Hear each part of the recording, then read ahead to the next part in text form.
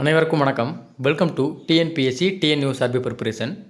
இந்த வகுப்பில் குரூப் 4க்கு தேவையான முக்கியமான ஒரு பகுதி பார்க்க போகிறோம். இதில் வந்து பார்த்திங்க அப்படின்னா கட்டாயம் 1 முதல் 2 கேள்விகள் நீங்கள் எதிர்பார்க்கலாம். சிலபஸில் பகுதி இலக்கணத்தில் இந்த பகுதி வரும்.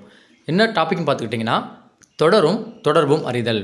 இத்தொடரால் குறிக்கப்பெறும் சான்றோர், அடைமொழியால் குறிக்கப்பெறும் நூல். இந்த 3 பகுதியில் பார்க்க போகிறோம். இதில் பார்த்திங்க அப்படின்னா முதல்ல அந்த தொடரால் குறிக்கப்பெறும் சான்றோர் அப்படிங்கிற முதல் பகுதியை பார்க்க போகிறோம். இதில் ஒரு விளக்கம் கொடுத்துருக்காங்க, என்னென்னு பார்க்கலாமா? கொடுக்கப்பட்டுள்ள தொடருக்கு தொடர்புடைய சான்றோரையோ அல்லது நூலையோ தேர்வு செய்தலே தொடரும் தொடர்பும் அறிதல் ஆகும். இதனை அடைமொழியால் குறிக்கப்பெறும் சான்றோர், அடைமொழியால் அறியப்படும் நூல்கள் என்றும் அழைக்கலாம். அதாவது ஒரு அடைமொழி கொடுத்துருப்பாங்க, அது நூலாக இருக்கலாம் அல்லது அந்த நூலை இயற்றிய ஆசிரியராக இருக்கலாம். ஓகேவா? அது யார் அப்படிங்கிறத கண்டுபிடிக்க வேண்டும். இப்போ தொடர் அப்படிங்கிறது கொடுத்துருக்காங்க. இங்கு தொடர் என்று சுட்டி காட்டுவது ஒரு சான்றோரை அல்லது ஒரு நூலை புகழ்ந்தோ வியந்தோ சொல்லும்படியான சொற்களை கொண்ட தொடர் ஆகும். அதாவது இப்போ திருவள்ளுவர் இருக்கார். திருவள்ளுவர் பற்றி பாரதியார் சொல்லியிருப்பார். அப்படின்னா வல்லவனை பெற்றதே புகழ் அப்படின்னு சொல்லிட்டு பாரதிதாசன் சொல்லியிருப்பார். தமிழ்நாடு அப்படின்னு சொல்லி யார் சொல்லியிருப்பா?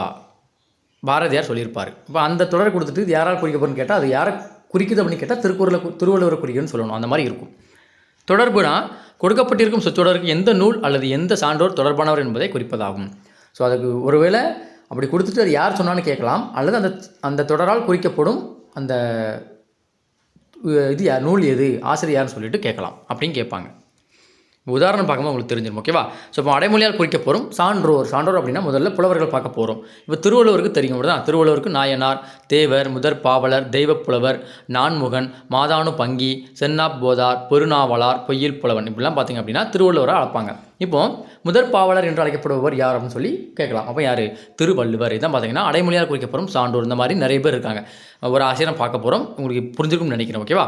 ஸோ திருவள்ளுவருக்கு தேவர் அப்படிங்கிற பட்ட பேரை கொடுத்தவர் நச்சிற்கினியார், தெய்வப்புலவர் அப்படிங்கிற பட்ட பேரை கொடுத்தவர் இளம்பூரணார், பொய்யில் புலவர் அப்படிங்கிற பேரை கொடுத்தவர் பார்த்திங்கன்னா மணிமேகலை காப்பியத்தில் இடம்பெற்றிருக்குது. திருவள்ளுவர் பற்றி பொய்யில் புலவர் அப்படின்னு சொல்லி பேர் இடம்பெற்றிருக்குது. அடுத்து பார்த்திங்கன்னா சீத்தலை சாத்தனார் பார்த்திங்க அப்படின்னா அடைமொழியில் குறிக்கப்படுவார். அந்த அடைமொழி என்ன பார்க்கலாமா? தண்டமில் ஆசான், சாத்தன், நன்னூர் புலவன். இதில் தண்டமில் ஆசான் அப்படிங்கிறது பார்த்திங்கன்னா ரொம்ப ரொம்ப இம்பார்ட்டன்ட், ஒரு ப்ரீவியஸ் இயர் கொஸ்டின் கூட. ஒரு வருடம் எக்ஸாமில் குரூப் 4 எக்ஸாமில் கேட்ட கொஸ்டின் தான் இந்த சீத்தலை சாத்தனார். அதாவது தண்டமில் ஆசான் அப்படின்ட்டு அழைக்கப்படுவார் யார்? சீத்தலை சாத்தனார். அடுத்து திருத்தக்க தேவர். இவரை பார்த்தீங்கன்னா திருத்தகு முனிவர், திருத்தகு மகாமுனிவர், தேவர் அப்படிங்கிற பேர்லாம் பார்த்திங்கன்னா திருத்தக்க தேவர் அடைமொழியால் குறிக்கப்படுகிறார். அடுத்து நச்சிற்கினியார். அவருக்கு பார்த்திங்கன்னா உச்சிமேற்கோள் புலவர் நச்சிற்கினியார், தமிழ் மல்லி நாதசூரி அப்படிங்கிற அடைமொழி பார்த்திங்கன்னா நச்சிற்கினியாருக்கு இருக்குது. அடுத்து ஜெயங்கொண்டாருக்கு கவி சக்கரவர்த்தி, கம்பருக்கும் உண்டு, இவருக்கும் கொடுத்துருக்குறாங்க. அடுத்து ஒட்டக்கூத்தருக்கு பார்த்திங்கன்னா கவி ராட்சசன், கவி சக்கரவர்த்தி, காலக்கவி, சர்வஞ்ச கவி, கவுடப்புலவர் அப்படிங்கிற பட்டப்பெயர்களை பார்த்திங்கன்னா ஒட்டக்கூத்தருக்கு கொடுத்துருக்குறாங்க. அடுத்து கம்பருக்கு பார்த்திங்கன்னா கவி சக்கரவர்த்தி, கவி பேரரசர் அப்படிங்கிற அடைமொழிகளை கொடுத்துருக்குறாங்க. அடுத்து காலமேக புலவருக்கு பார்த்திங்கன்னா வசைபாட காலமேகம், வசைக்கவி, ஆசுக்கவி அப்படிங்கிற பேர்கள்லாம் யாருக்கு கொடுத்துருக்குறாங்க? காலமேக புலவர் கொடுத்துருக்காங்க. இதில் ஆசுக்கவி அப்படிங்கிறது ரொம்ப ரொம்ப இம்பார்ட்டன்ட், மறந்துடக்கூடாது. ஓகேவா? ஆசுக்கவி என்று அழைக்கப்படுபவர் யார்? காலமேக புலவர். அடுத்து பன்னிரு திருமுறைகள் கொடுத்துருக்காங்க. ஓகேவா? பன்னிரு திருமுறைகள் பார்த்திங்கன்னா எழுதியிருப்பாங்க. அதில் திருஞான சம்பந்தர் அப்படின்னு நிறைய பேர் வருவாங்களே, அவங்களோட அடைமொழி கொடுத்துருக்காங்க. பார்க்கலாமா? ஆளுடைய பிள்ளை, அவருடைய இயற்பெயர். யாருடைய இயற்பெயர்? திருஞான சம்பந்தருடைய இயற்பெயர் தான் யார்? ஆளுடைய பிள்ளை, அவருடைய இயற்பெயர்.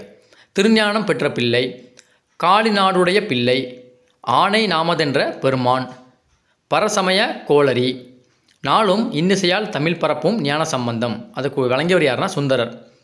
திராவிட சிசு, ஆதிசங்கரர் தம்முடைய சௌந்தரிய லஹரி என்னும் நூலில் குறிப்பிட்டிருக்காங்க. யாரை? திருஞான சம்பந்தரை என்ன சொல்லியிருக்காரு? திராவிட சிசுன்னு சொல்லிட்டு ஆதிசங்கரர் தன்னுடைய சௌந்தரிய லஹரி அப்படிங்கிற நூலில் குறிப்பிட்டிருக்கிறாரு. அடுத்து சத்புத்திரன், காளி வள்ளல், முருகனின் அவதாரம், கவுனியர், சந்தத்தின் தந்தை, காளியர் கோன், ஞானத்தின் திருவுரு, நான்மறையின் தனித்துணை, கல்லாமால் கற்றவன் அப்படின்னு சொல்லிட்டுலாம் யாருக்கு இப்போ இருக்குது அடைமொழிகள்? திருஞான சம்பந்தருக்கு இருக்குது. ஸோ இதில் இந்த ஆளுடைய பிள்ளை அப்படிங்கிறது ரொம்ப முக்கியம். அடுத்து பார்த்திங்க அப்படின்னா திராவிட சிசு அப்படிங்கிறது ரொம்ப முக்கியம். அடுத்து பார்த்திங்கன்னா திருநாவுக்கரசருக்கு உள்ள இந்த முக்கியமான அடைமொழிகள். மருள் நீக்கியார், அதான் பார்த்திங்கன்னா திருநாவுக்கரசனுடைய இயற்பெயர். மருள் நீக்கியார்னா யார்? திருநாவுக்கரசர். தர்மசேனர், அப்பர், பாசீகர், தாண்டக வேந்தர், ஆளுடைய அரசு, திருநாவுக்கரசர், சைவ உலகின் செஞ்ஞாயிறு அப்படிங்கிற பட்டப்பேர்லாம் யாருக்கு இருக்குது? திருநாவுக்கரசருக்கு இருக்குது. இதில் இந்த மருள் நீக்கியார், தர்மசேனர், அப்பர், வாசிகர், தாண்டக வேந்தர் அதெல்லாம் ரொம்ப ரொம்ப முக்கியமானது. அடுத்து சுந்தரர். சுந்தரருக்கு பார்த்திங்க அப்படின்னா வன் தொண்டர், தம்பிரான் தோழர், சேரமான் தோழர், திருநாவலூரார், ஆளாள சுந்தரர், ஆளுடை நம்பி இதெல்லாம் யாருக்கு வழங்கக்கூடியது? சுந்தரருக்கு வழங்கக்கூடியது. இதில் இந்த தம்பிரான் தோழர், ஆளுடை நம்பி இந்த ரெண்டுமே பார்த்திங்கன்னா ரொம்ப ரொம்ப இம்பார்ட்டன்ட். ஸ்கூல் புக்லேயும் கொடுத்துருப்பாங்க. தம்பிரான் தோழர் என்று அழைக்கப்படுவோர் யார்? சுந்தரர். முக்கியமான கொஸ்டின்.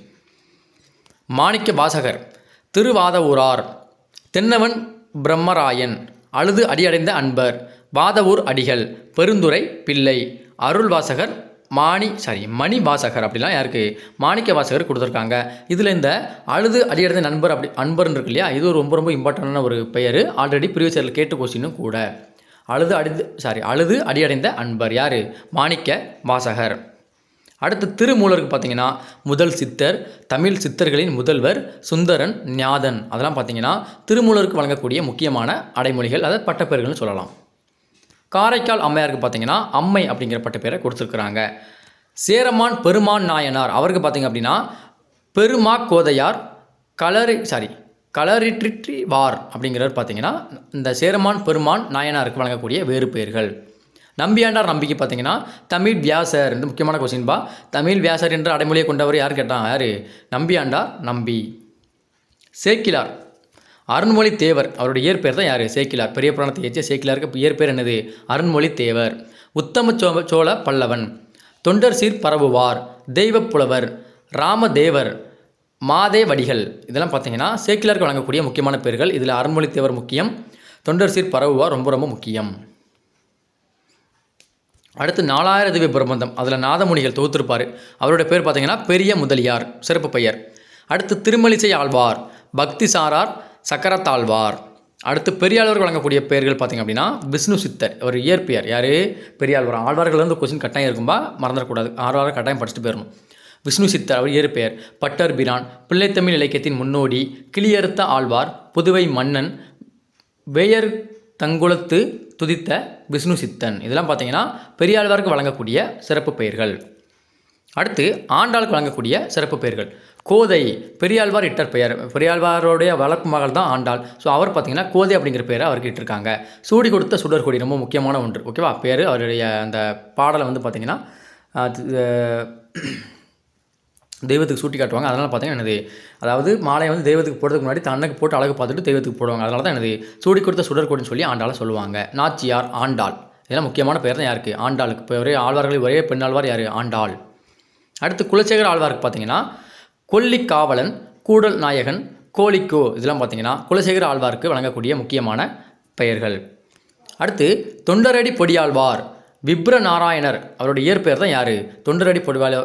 தொண்டரடி பொடியாழ்வாருடைய இயற்பெயர் தான் விப்ர நாராயணர். அடுத்து திருமங்கை ஆழ்வார் அவருக்கு பார்த்தீங்கன்னா கலியன் அப்படிங்கிறது இயற்பெயர்.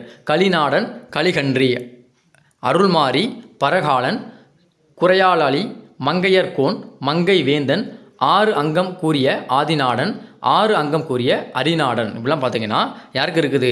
திருமங்கை ஆழ்வாருக்கு இருக்குது. அடுத்து நம்மாழ்வார்.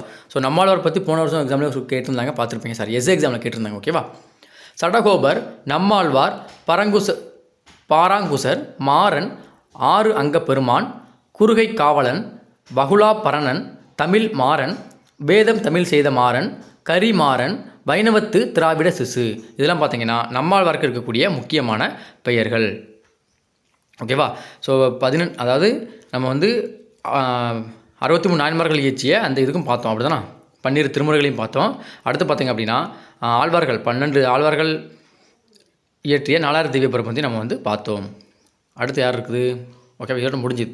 ஸோ அப்போ இதோட தொடர்ச்சி இருக்குது. ஓகே, இது பார்த்திங்கன்னா முதல் பகுதி தான். இதுக்கு இன்னும் தொடர்ச்சி பார்த்திங்கன்னா இருக்குது. ஸோ தொடர்ச்சி நம்ம ஒன்றா பார்ப்போம். அது மட்டும் இல்லாமல் பார்த்திங்கன்னா நிறைய இருக்கிறாங்க. இன்னும் பாரதிதாசன் இந்த மாதிரி நிறைய பேர் தற்கால கவிஞர்கள் இருக்காங்க, மரபு கவிஞர்கள் இருக்காங்க. இந்த மாதிரி நிறைய பகுதிகள் இருக்குது. ஸோ தொடர்ந்து பார்ப்போம். இது ஒரு வகுப்பில் பார்த்திங்கன்னா கிட்டத்தட்ட 10 நிமிஷம் கொடுத்தா போதுங்கிற மாதிரி இருந்ததுனால ஸோ இதை மட்டும் கொடுக்குறோம். ஓகேவா? ஸோ இதை நீங்கள் நல்லா பாருங்கள். பிடிஎஃப் வந்து நம்ம டெலிகிராம் சேனலில் கொடுக்குறேன், மறக்காமல் ஜாயின் பண்ணிக்கோங்க. அது மட்டும் இல்லாமல் டெஸ்ட் பேஜ் போயிட்டுருக்குது, குரூப் 4க்கும் போயிட்டுருக்குது. எஸ்ஐக்கும் பார்த்தீங்கன்னா புதுசாக ஸ்டார்ட் பண்ணியிருக்கிறோம். ஸோ டிஸ்கிரிப்ஷனில் காண்டாக்ட் நம்பர் கொடுக்குறேன். காண்டாக்ட் நம்பர் காண்டாக்ட் பண்ணி நீங்கள் வந்து டெஸ்ட் பேஜ் ஜாயின் பண்ணிக்கலாம். உங்களுக்கு தமிழ் அவைலபிளாக இருக்குது, ஜிகே அவைலபிளாக இருக்குது, எல்லா டெஸ்ட் பேஜும் அவைலபிளாக இருக்குது. ஆனால் அமௌண்ட் பே பண்ணி வர மாதிரி இருக்கும். ஓகேவா? அது மட்டும் இல்லாமல் இப்போ நான் வீடியோ கிளாஸஸ் கொடுக்குறது பார்த்தீங்கன்னா ஃப்ரீயாகவே உங்களுக்கு டெஸ்ட்டும் கொடுத்துட்ருக்கேன். கொஞ்சம் நாளாக கொடுக்கல. ஸோ இப்போ டைப் பண்ணிட்டு இருக்கேன். டைப் பண்ணி முடிஞ்சது பார்த்தீங்கன்னா உங்களுக்கு வந்து டெஸ்ட் கொடுத்துருவேன். இன்றைக்கி ஈவினிங் பார்த்தீங்கன்னா ஒரு டெஸ்ட் வரும். ஸோ மறக்காம நம்ம டெலிகிராம் சேனலில் ஜாயின் பண்ணிக்கோங்க. அதில் தான் பார்த்தீங்கன்னா டெஸ்ட் லிங்க் ஷேர் பண்ணுவேன். நீங்கள் யூஸ் பண்ணி ஜாயின் பண்ணி டெஸ்ட் எழுதிக்கோங்க. நன்றி, வணக்கம். நம்ம சேனலை மறக்காமல் சப்ஸ்கிரைப் பண்ணிக்கோங்க. உங்களுடைய ஃப்ரெண்டுக்கும் இந்த வீடியோ மேக்ஸிமம் ஷேர் பண்ணி விடுங்க.